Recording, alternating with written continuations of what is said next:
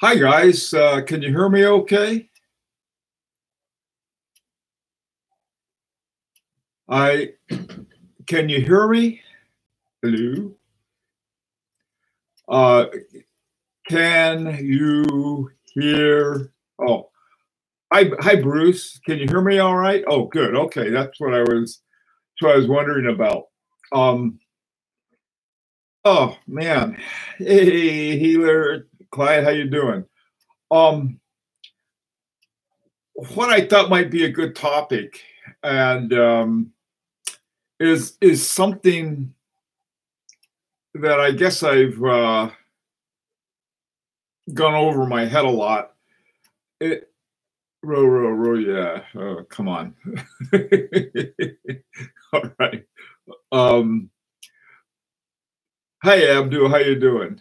Yeah, all is very well. It actually warmed up. I got my 5K walks in today. That's been very good. So, hi, Jack.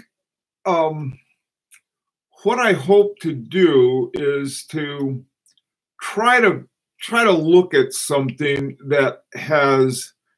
Hey, Tom, how are you? How are things in New Zealand? Right? Don't say that in an airport. Okay. Uh, the what I want to talk about is the whole notion of a resale value versus a craftsmanship. Okay. Um, hey, Roger. Uh, so let's sort of try to kick some things around. The hardest thing to do is to figure out, well, what do we mean by craftsmanship? Um, the and by that I mean, okay, well, we get resale value is pretty easy on one level. If a watch costs, let's say, hey Zeus, if a watch costs like $15,000 and you have it for a while and you turn around and sell it for, let's say, 14,000, that's pretty good. I mean, basically you've had it and you're getting your money back. In some cases, it might even be more than you paid for it. And there's certain ones that have that. Okay, Zeus. Yeah. What game are you watching? I was watching two games. Uh, the I guess what I'm. Uh, hey, Kaz, how you doing? How you feeling, man? Anyway. Oh, okay. Well, let me go on. The So let's start with the resale value. I mean, what is considered a good resale value? Hey, Rich Buddy, hi. Uh, Very well, great, Kaz. So let's just start off with what would you say is a good resale value in terms of a percent? Let's say, and we'll take well, let's take 10,000. That's easy to deal with as a level. Okay, 75% of your purchase price. Uh, a year or so ago, 80% of your okay, right in that area. About a year or so ago, well, a little more than that, I guess. I I did an analysis of hi Patrick. I did an analysis of Rolex buying and selling, and it turned out about 75%. 80%, I'm sure, with some models, some even probably. I mean, this is sort of where people know their reference number. I was giving Bruce a hard time about knowing his reference number. I don't know any reference numbers. I don't know why. I guess I should. I know my reference number on my 3468 on my paddock, but that's it. My other ones, I have no idea what they are. Okay. Yes, that's exactly right, Clive. That's the kind of thing. It's funny. It seems that the Patek people and the Rolex people know those things. Okay, so let's talk about this. So you buy a watch, and we're going to say a new watch. Now, on the other hand, um, Hey, Michael, Submariners resale are silly, but I guess those are in a league of their own. Yes, some watches are like that. I don't even want to tell you what happened to my FP Journe Resonance. This just went crazy, but that's another story. Okay, off the topic, I'm going to try to get focused here. Okay, so we're dealing with 75%. Now, hi, Forbin, how you doing? Hi, Jimmy. Um, the if you have a watch and you buy it brand new for $10,000 and you're able to sell it for 7,500 or better, that's good. Hi, Roberto. Hola, Roberto. And you're able to sell it for that. Hi, Kurt. Now, on the other hand, there's certain models, and they happen to be ones that I like. Okay, inflation, yeah, we can, yeah, we're not going to get complex rich. We got. I don't want to. I don't want to do any kind of math that I have to take my shoes off for. Okay, 10,000. All right. So all right. So we have that. So you get a brand new watch. On the other hand, certain brands. Let me mention one. This is my. Oh God, what is this? My hemispheres. That's what I was trying to think of. This is my Parmigiani Fleurier hemispheres. Okay, and a great watch. The movement's a little funny because it's the way it's set up. It looks like it's a small movement, but what they did, they added a whole bunch of functions that they hid for some reason, but you can see them all on the other side. Okay, so in looking carefully at it, it's got a really nice movement. There's great craftsmanship, and there's a lot of detail. In fact, some of the detail is on the painting is hand done. Same thing on, well, this one doesn't, I don't think it has hand painting on my Beauvais. All right. Now, neither one of these watches held their initial value. Okay. So when I got them, I got a great discount on them. Okay. And if you look right now, a lot of these watches are now selling brand new for about 10 or 11, I think 11,000. Okay. Originally they were right around 20, I think 17 to 20, somewhere in there. Okay. So you go out and you buy a brand new one, and let's say you pay, you get it for, well, I'll say 10,000. Okay. Just to keep it simple.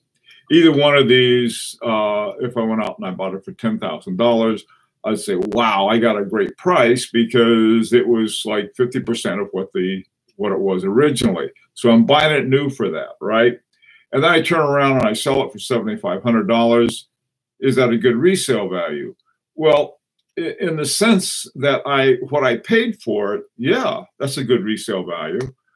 From new, what the list price is terrible. All right, so it's like mainly Browns and Bingham. Browns are killing it. All right. I'm afraid to look at the Patriots. they had a failing. All right. So we have those kinds of things. Forrest. Hey, Forrest, how you doing, man? Oh, great. Good to see you. Taos, New Mexico. I had my honeymoon in Santa Fe, so good to see you, Forrest. Okay, so what do you guys think about that? So you can have it if you get something at a much lower price because the initial price of it has dropped, and you end up paying let's say you get 75% back of what you paid for it. Does that still mean that you have a good resale value?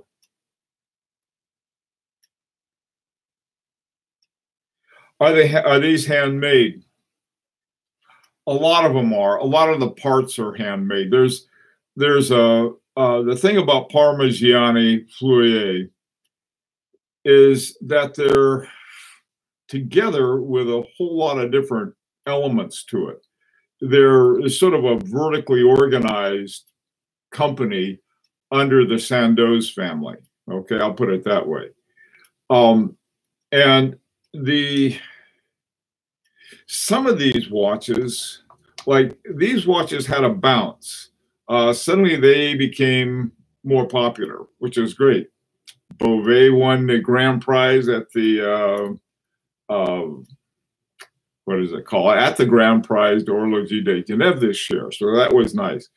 But one of the things I found out when I went to the one that Bruce and I and some of the other guys went to in New York, when I talked to the Beauvais guy, he said these are really doing well, except for the demi-air version. And the demi-air version has your more traditional kind of lugs on it. Instead of having the bow and crown and the bar lug at the bottom, it has what I'll call regular lugs on top and bottom. That's the demi-air version. Okay, they're doing better because people don't like things perhaps that are a little different like that. Anyway, that's neither here nor there. 3% is generous. I'll be surprised if Rolex keeps going up. I don't know what they're going to do. I honestly don't. When it comes to money, I just try to get what I can afford. Okay, and when I say that, I try to get something what I can afford, but I try to find good buys. Okay, and there are a number of ones I've talked about in the past. And so they Patriots won. Okay, good. Glad to hear that. Sorry about Jets fans, but Jet fans have been suffering a lot. Same with the Giants. The Giants are looking really good today. Let me get back on the topic. I apologize. All right. Okay. If you buy a Rolex on Amazon, you wear it free and return it in 30 days, rinse and repeat. That's watch rotation. Okay. That's one way to handle it. Okay. All right. So we can. Hey, Jay, Eagles beat. Oh, the Eagles won. Okay. All right. For Eagles fans, Eagles have been. When I was watching it, the Giants were ahead. I sort of got to the point where, okay, so let's see. Both New York teams lost. New York City teams lost today. They're used to that, unfortunately for them. Okay, now the Giants just lost, unfortunately. Yeah, but you guys, I tell you, I've never seen poor old New York is suffering football-wise. How did Buffalo do? I think they looked like they were doing pretty well when I last saw them. Okay, hi Don, how you doing? From Melbourne, and Tom, you're from New Zealand. Hey, well, I know they're like 1,000 miles apart and very different, so I don't want to get in that. All right, maybe scarcity. Okay, that's a good point, Tom. About scarcity. What about scarcity? Well, I was just today, in fact, on the video that we had on cars, there was one of the watches that I looked at were two watches by Zaza Lecoutre that were car watches. They're for Aston Martin. They both sort of they went out of production, but I found it wasn't that hard to find ones brand new in condition 0, still for sale. They only made 100 of them. You know, it's like, and that watch was really an interesting watch. I mean, it was okay, Zeus. That's good to know. Well, New York's going to have perhaps one winner. We'll put it that way. All right. Supply and demand. Okay, now that's the big issue. You're right, Clyde. The big issue is demand. So you can make 100 watches. And so scarcity, hi, Robin. So scarcity by itself isn't enough. you need the supply and demand. I took an economics course at MIT, and I know why they call it the dismal science. All right, they talked about supply and demand a lot. Hi, Michael. One of the few on YouTube makes sense. I just got, don't accuse. That's a lot of responsibility, Michael. Anyway, okay. Let's see if we can. The supply and demand. Demand is, that's what the watch companies do. And sort of a certain subgroup of watch owners. It's very much in the interest of watch owners to talk up their own brand, okay? Because if they want to sell it again and they're bad mouthing it, that's not going to be good for their resale. All right. On the other hand, they could be terrible watches, and I'm not picking on Rolex. I could be talking about Patek Philippe. I could be talking about F. Bijon. I could be talking about any of them. But hi, Kevin. The whole issue is one where if you're buying a watch, you're trying to get it as low as possible. If you're selling it, you're trying to get as high as possible. Now, when we take that to a larger arena, namely the manufacturer, it's Bruce. Anyway, when you're the manufacturer, this is what keeps you, hi Kurt, this is what keeps you balanced. Hi, Stephen. And so, but the question is that what kind of quality are we getting? What kind are we getting? Craftsmanship? Hi, Ivan. If a watch is good, it will have a resale value. If a watch is good, it does not necessarily. Trying to think of watches. I think these are, well, it depends when you get these. If somebody goes in and they buy a Parmigiani, they go to, let's say in New York City, you can get them at Cellini Jewelers. You go and you pay full amount there. Man, I tell you, your resale is going to be terrible. On the other hand, if you go to Shopworn and get the same watch for half the price, the resale value you're going to get back is going to be within that 75%.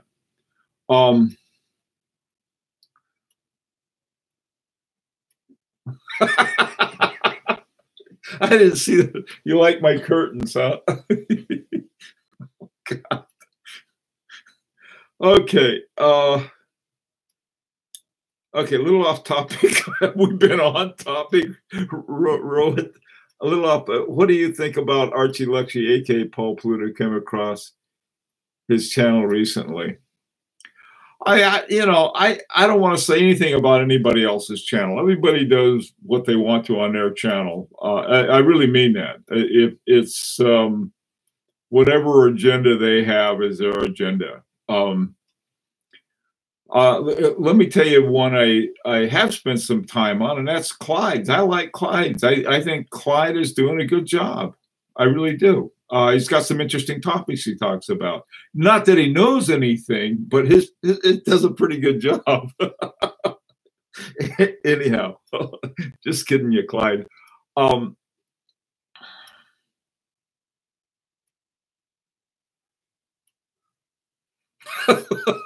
Foreman, it was designed by a committee. It does look that way, I got to admit. As much as I like Judge Lecoutre, and I do, that's a weird looking watch. But you know something? Sometimes a weird looking watch, even if it's designed by a committee, and a lot of watches are designed by a committee, I think.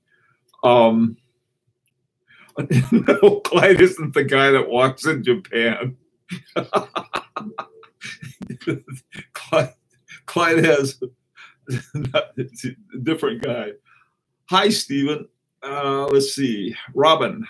Oh, Robin. I'm not saying anyone's a crook. Okie doke. So let's go. Let's talk about. Oh, don't give up watches, Robin. Please. Okay. All right, so let's talk about craftsmanship. What does craftsmanship look like when you see it?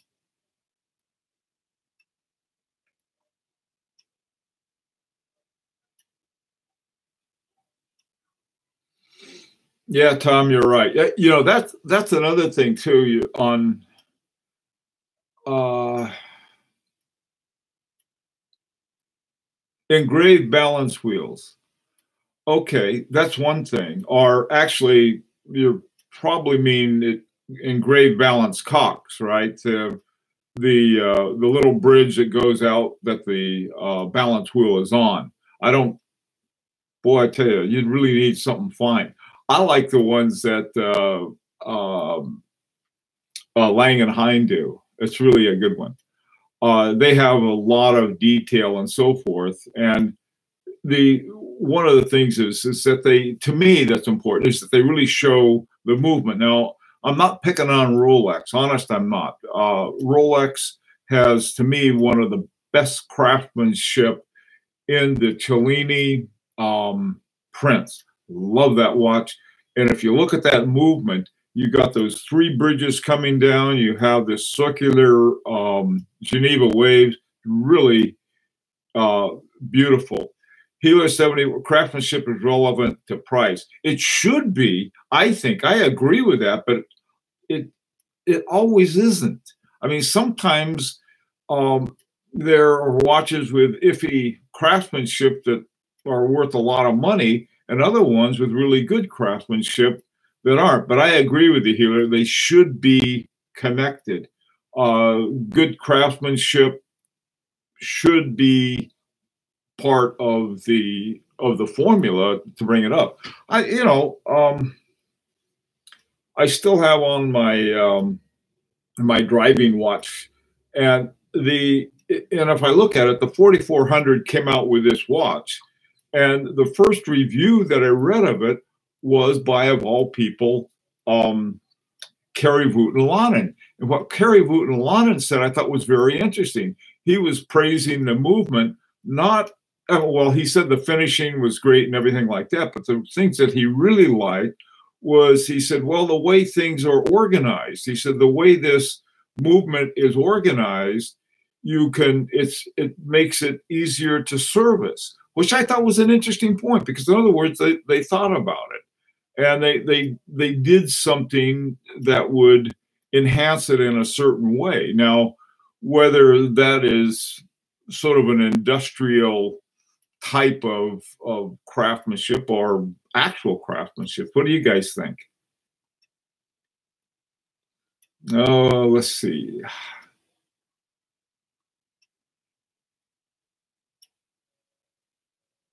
Clyde made a point, is that it depends people, whether or not people know about them.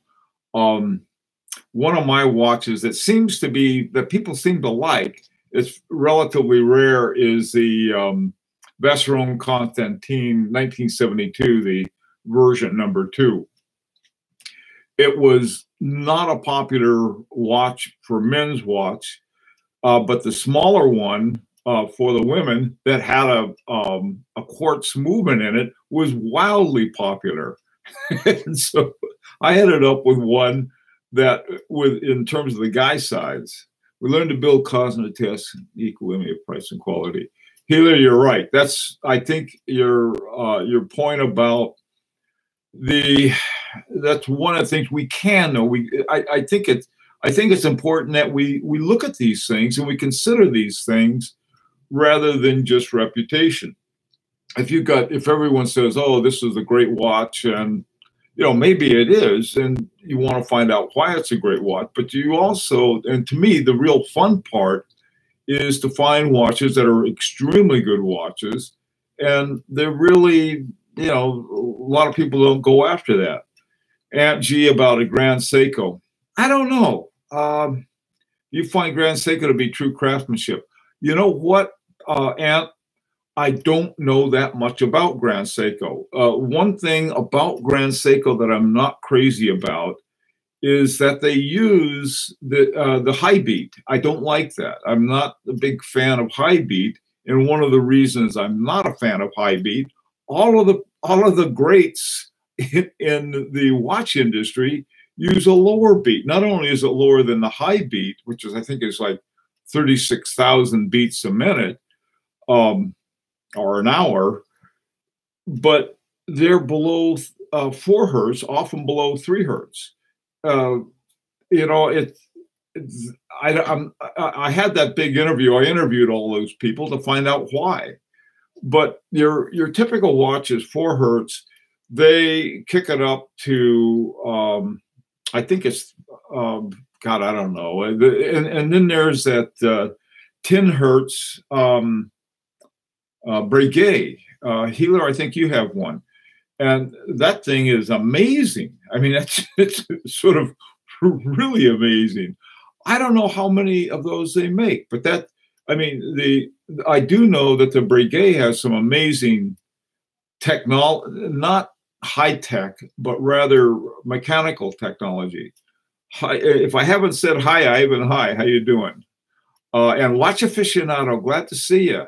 And WV Devidir. Okay. How you doing? Okay. Let's see. Where are we now?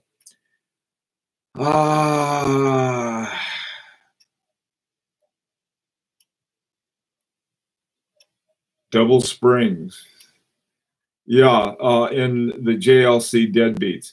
Yes, that's a good example. What we mean by deadbeats are also called true seconds or jumping seconds, and I agree with that. What Rich Buddy said, that's something that takes a little more to do, and it takes some good craftsmanship and good design. How would you explain someone why Movado and Gucci are not considered great watches? It's, you know, that's probably because, well, oh wait, Movado and Gucci. I don't know. You know, to tell you the truth, I haven't paid that much attention. I don't think Movado nor Gucci make their own movements. And on the other hand, that used to be true with Hermes and I think, wait, Mont Blanc. And what now Mont Blanc is using has some of their movements, not all of them, are from Minerva. And this one Minerva movement that was in the watch that they had, that was a finalist at, it was a chronograph. That was an amazing looking watch. Vintage Movado from the 50s, a lot of parts in common with the Patek Philippe. Yeah, this is another thing, Clive, that I think it's an important point. And there are things like that. Okay, 1 hertz equal, yes, 7,200 vibrations per hour. Well, that'd be an interesting watch, having one that runs at that. Let me explain one reason why I like the lower hertz. When I interviewed Kerry Vouten-Lanen and those other guys, one of the things that Vouten-Lanen says that they have a larger balance wheel. They tend to, in terms of working with that, and a larger balance wheel has more inertia. And that's like having a bigger swing on a pendulum. I like that. So that's one of the things. But here again, not to really argue the you know, just that more than anything else. It's simply like I said, but it turns out, why is that unless there's something to it?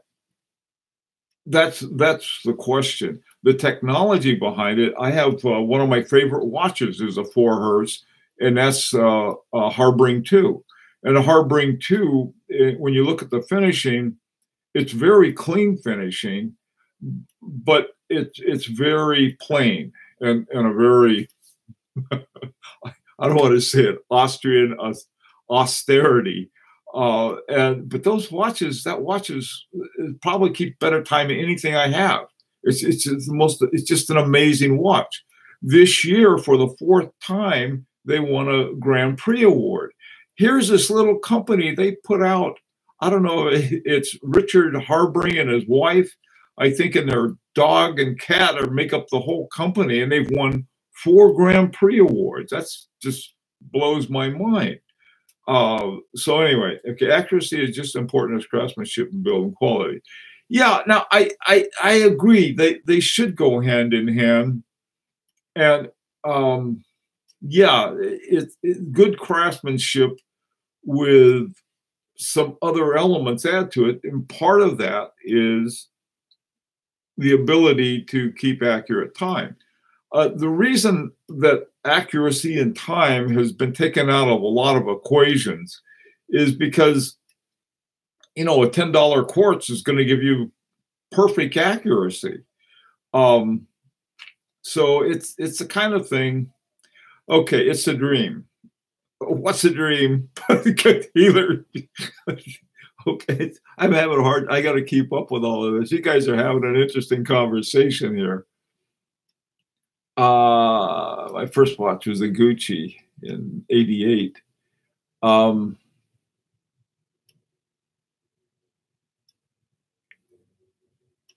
Oh boy, you know, Stephen, your question about a 3D printer, somebody put out a 3D printer.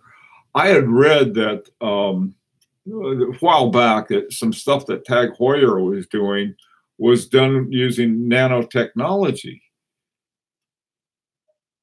My goodness. I mean, you got, you know, when you start bringing in some of the really smart high tech, man, that's going to be, they may be all done that way. They could even program to have a little, you know, make it look like human error. Okay.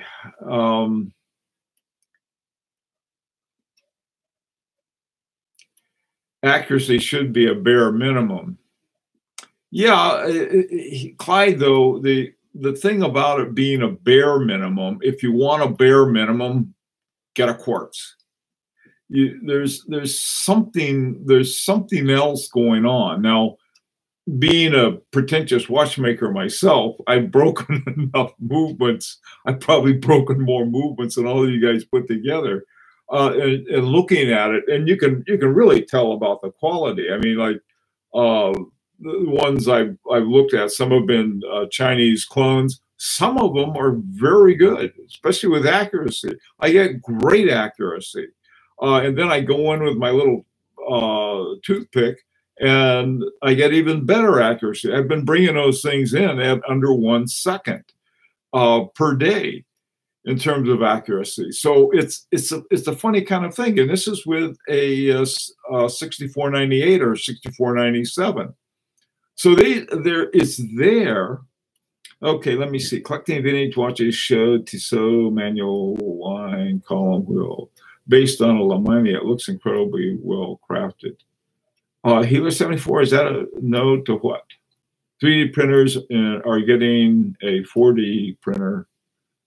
Okay, I'm sort of losing the thread here. I prefer double Ds.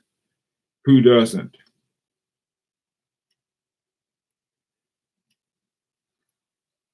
I'll take my mono retropont. Okay, Mr. Beaver. That's B-I-V-E-R, wrote. I like Mr. Beaver better. Like Bucky Beaver. Okay. All right, well, listen, my time is up. I was hoping to kick this around for half an hour, and you guys have been great. But I've got to end it now. But I did want to sort of knock this around some. Is that craftsmanship? I think is something rough to get to, and we can talk about this at length, on and on and on. But it's something to think about. Great that you all came, and We'll do this again soon.